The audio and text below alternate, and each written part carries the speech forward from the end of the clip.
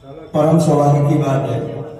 आज हर वर्ष की भांति इस वर्ष भी 3 दिवसीय योग शिविर का आयोजन परम श्रद्धेय डॉक्टर दासदास जी महाराज की अध्यक्षता में यहाँ पर होने जा रहा है। महाप्रभु श्री रामदास जी महाराज, योगीराज श्री चंद्रमोहन जी महाराज गुरु जी के चरणों में हम सभी लोग अपनी अपनी हाजिरी अपने अपने तरीके से प्रस्तुत करते हैं। कुछ ही क्षणों में हमारे बीच हमारे महाराज जी उपस्थित होने जा रहे हैं। इसके पूर्व मैं कनिष्क शर्मा जी से निवेदन करता हूं कि एक छोटा सा भजन कुछ गाएं।